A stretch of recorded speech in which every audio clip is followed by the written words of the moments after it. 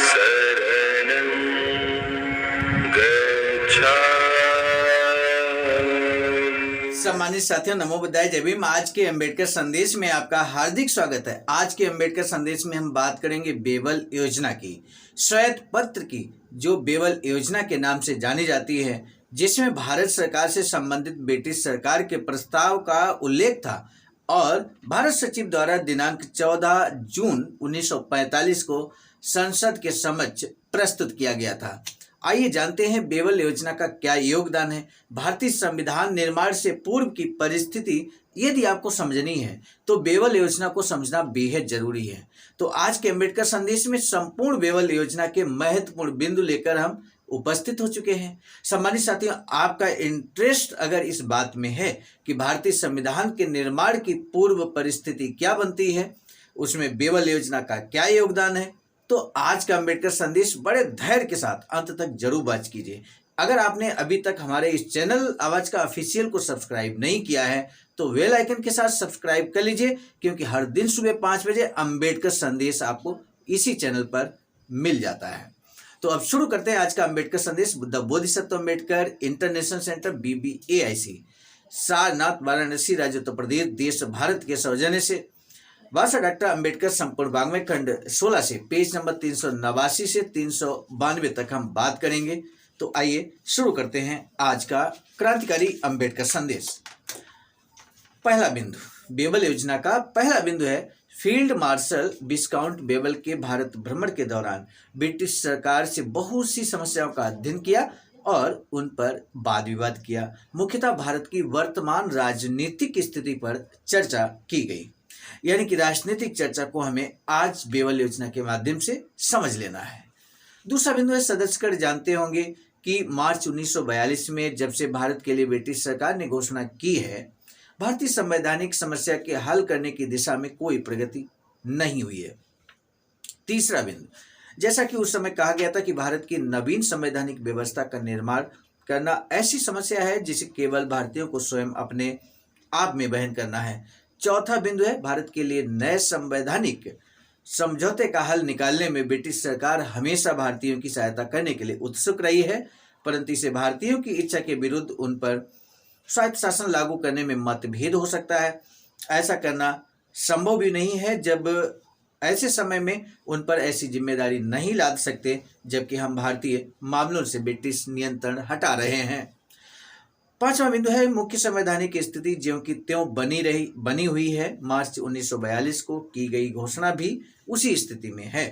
British सरकार अब भी ऐसा करती है कि भारत के राजनीतिक नेतागण ऐसे समझौते पर पहुंचेंगे जिससे भारत की भावी और सुदृढ़ सरकार का गठन हो सके।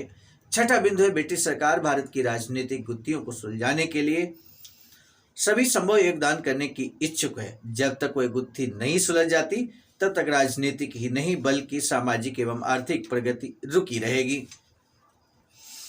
सातवां बिंदु है, जापान के विरुद्ध छिड़े युद्ध तथा युद्ध समाप्ति के बाद की योजना का बोझ भारतीय प्रशासन पर बहुत अधिक पड़ गया है, जिससे राजनीतिक दबाव काफी बढ़ गया है। आठवां बिंदु है, वह सब कुछ जो कृषि एवं औद्योगिक प्रगति के लिए भारत के किसानों तथा समाज के प्रत्येक वर्ग के लिए नितांत आवश्यक है, तब तक नहीं किया जा सकता जब तक कि प्रत्येक समुदाय और वर्ग का खुले दिल से सहयोग नहीं मिलता।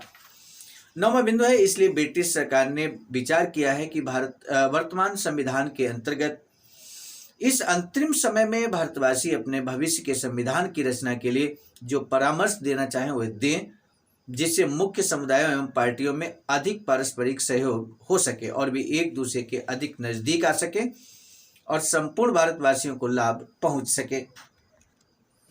पॉइंट नंबर 10 है, यहाँ पर ब्रिटिश सरकार कोई ऐसा परिवर्तन नहीं लाना चाहती जो भारत के प्रमुख समुदायों के हितों के विरुद्ध हो, परंतु इस अंतरिम समय में ब्रिटिश सरकार ये चाहती है कि यदि भारत के प्रमुख दलों के नेतागण अपने परामर्श देने पर सहमत हो जाते हैं और जापान से जो युद्ध चल रहा है उसे सफलतापूर्वक समाप्त करने में उनका सहयोग मिल जाता है, तो ब्रिटिश सरकार इस दिशा में कुछ और कदम उठाएगी।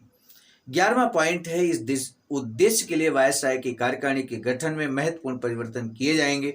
वर्तमान कानून में केवल 1933 के संविधान के 9वें परिच्छेद के अतिरिक्त बिना किसी प्रकार का परिवर्तन किए ऐसा करना संभव है। उस परिच्छेद में ये प्रावधान है कि वायसराय की कार्यकारिणी के सदस्य वे हों जो कम से कम भारत में ब्रिटिश सरकार के शासन में 10 वर्ष सेवा कर चुके हों।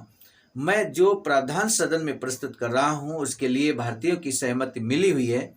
उनकी आवश्यकताओं की पूर्ति हेतु उस 9वें अनुच्छेद में परिच्छेद में संशोधन करना होगा। 12वां बिंदु है, ये प्रस्तावित किया जाता है कि एग्जीक्यूटिव काउंसिल का पुनर्गठन किया जाए और इसके लिए वायसराय भविष्य में कार्यकारिणी का गठन करने के लिए भारतीय राजनीतिक क्षेत्र के नेताओं में से प्रांतों तथा केंद्रों में ऐसे अनुपात में उनके सदस्यों को नामजद करें जिसमें प्रमुख समुदायों के प्रतिनिधित्व के साथ साथ मुसलमानों तथा सवर्ण हिंदुओं के प्रतिनिधित्व में समानता बनी रहे। 13वां बिंदु है, इस उद्देश्य की पूर्ति के लिए वायसराय महत्वपूर्ण पार्टियों और प्रमुख भारतीय राजनीतिक नेताओं की अथवा उन नेताओं की जो अभी हाल में प्रांतों में प्रधानमंत्री रह चुके हैं और इसके साथ साथ जो विशेष अनुभव प्राप्त अधिकारी हैं उनकी एक सभा बुलाएंगे। उस सभा के प्रमुख वायसराय ये प्रस्ताव रखना चाहते हैं कि उपरोक्त के अनुसार सभा में निमंत्रित सदस्यों में से वायसराय की काउंसिल के सदस्य नियुक्त किए जाएंगे। इसे वायसराय सदस्य चुनने में स्वतंत्र होंगे, उन पर किसी प्रकार का नियंत्रण नहीं होगा।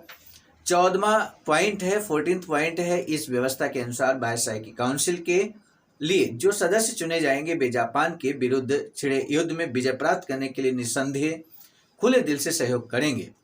15 है, वायसराय तथा कमांडर इन चीफ के अतिरिक्त एग्जीक्यूटिव के सभी सदस्य भारतीय होंगे। ये उस समय तक नितांत आवश्यक है जब तक कि भारत की सुरक्षा की जिम्मेदारी ब्रिटिश सरकार पर है। 16वां पॉइंट है, इन प्रस्तावों में जो कुछ कहा गया है भारतीय राज्यों और ब्रिटिश सरकार के संबंधों पर इनका कोई प्रभाव नहीं पड़ेगा। 17वां पॉइंट है, ब्रिटिश सरकार की ओर से इन प्रस्तावों को भारतीय नेताओं के सामने रखने के लिए वायसराय को अधिकृत किया गया है। ब्रिटिश सरकार को विश्वास है कि भारतीय नेतागण इससे सहमत होंगे। इस योजना की सफलता इस बात पर निर्भर करती है कि भारत में लोग इसे कितना स्वीकार करते हैं और अंतरिम व्यवस्था के उद्देश्य की प्राप्ति में भारतीय राजनीतिक नेतागण किस हद तक सहयोग करते हैं। जब तक ऐसी व्यवस्था नहीं हो जाती, वर्तमान व्यवस्था को चालू करना ही ठीक होगा।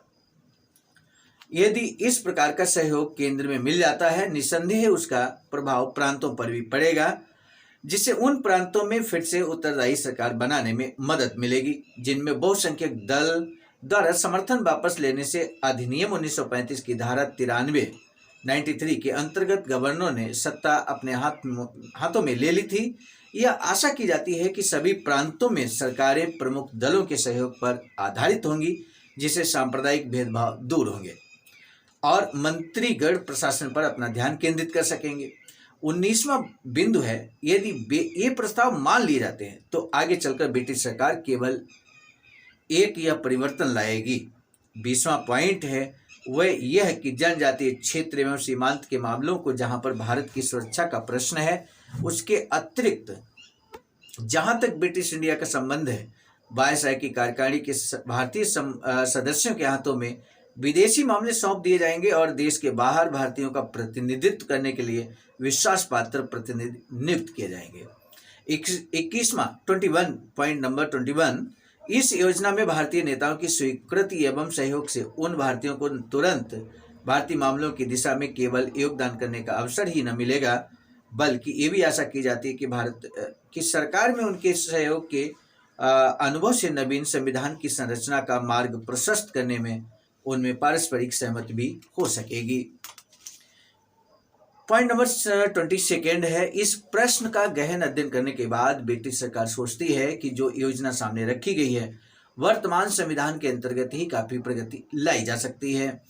23 है, ब्रिटिश सरकार अनुभव करती है कि सभी ओर से सदिच्छा एवं सहयोग होना आवश्यक है। ये प्रस्ताव ब्रिटिश सरकार तथा भारतीय लोगों के संयुक्त प्रयास से स्वायत्तशासी भारत की ओर बढ़ने का एक कदम हो सकता है और भारत को अच्छी स्थिति में शक्तिशाली बनने तथा अन्य सभी राष्ट्रों के समकक्ष गौरवान्वित करने में सहायक हो सकता है। सामान्य साथियों, आज के अंबेडकर संदेश में हमने कुल मिलाकर 23 बिंदुओं पर चर्चा की है और ये बेवल योजना के नाम से जानी जाती है। ये 23 बिंदु जो है वो बेवल योजना के नाम से जो एक तरह श्वेत पत्र यहाँ पर है, जिसमें भारत सरकार से संबंधित ब्रिटिश सरकार के प्रस्ताव का उल्लेख किया गया था। भारत सचिव द्वारा इसे संसद के समक्ष प्रस्तुत किया गया। आज के अम्बेडकर संदेश का यही प्रश्न है कि संसद के समक्ष इसे भारत सचिव के द्वारा कब प्रस्तुत किया गया। वो तारीख आपको बता देनी है। हमें आपके जवाब का बेसब्री से इंतजार रहेगा। आज के अम्बेडकर संदेश को यहीं पर रोकेंगे, लेकिन हम आपको बता दें अगले अम्बेडकर संदेश में 14 जून 1945 को महामहिम वायसराय के द्वारा भाषण दिया जाता है बेबल योजना को लेकर, यानी कि भारतीय संविधान निर्माण की प्रक्रिया को लेकर। तो उन्होंने अपने संबोधन में क्या कुछ कहा, महामहिम वायसराय के भाषण को लेकर हम अगले अम्बेडकर संदेश में उपस्थित होंगे। आज के अम्बेडकर संदेश को यहीं पर रोकने से पहले हम आपसे अनुरोध जरूर करेंगे कि इस वीडियो को शेयर अवश्य कीजिएगा। इसी निवेदन के साथ दीजिए इजाजत। आप सभी को सादर नमो बुद्धाय, जय भीम। सामान्य साथियों, हम एक महत्वपूर्ण बात बताना उचित समझते हैं। बाबा साहब की अधूरी इच्छा के अनुरूप एक वैचारिक सेंटर निर्माणाधीन है सारनाथ वाराणसी में, जहां पर 14,000 स्क्वायर फीट जमीन परचेज कर ली गई है ring road green city Faridpur Sarnath में। वैचारिक सेंटर के प्रशासनिक ब्लॉक का निर्माण कार्य कंप्लीट हो चुका है। शानदार बेहतरीन प्रशासनिक ब्लॉक का निर्माण पूर्ण हो चुका है। आगे अब मुख्य भवन को बनाने की बारी हम सबकी है और इस हेतु आप दिए गए अकाउंट नंबर पर अपना अमूल्य योगदान कर सकते हैं। आज का अम्बेडकर संदेश हम लेकर उपस्थित हुए थे मिशन नायक बुद्ध मित्र मुसाफिर सर, राष्ट्रीय अध्यक्ष आवाज का नई दिल्ली की प्रेरणा में, और साथ ही साथ संकलन कथाक्रम में परम आदरणीय विजय कुमार बौद्ध जी, प्रांतीय कोषाध्यक्ष आवाज का बिहार।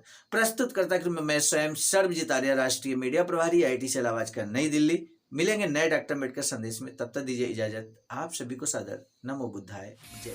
सामान्य साथियों, यदि आप हमारे इस चैनल आवाज का ऑफिशियल, जिस पर नियमित सुबह 5 बजे डॉक्टर अम्बेडकर संदेश आपको मिलता है, आप हमारे इस चैनल को सपोर्ट करना चाहते हैं तो हमारा आपसे निवेदन है कि आप हमारे इस चैनल को सब्सक्राइब कर लें, वीडियो को शेयर, लाइक, कमेंट जरूर करें।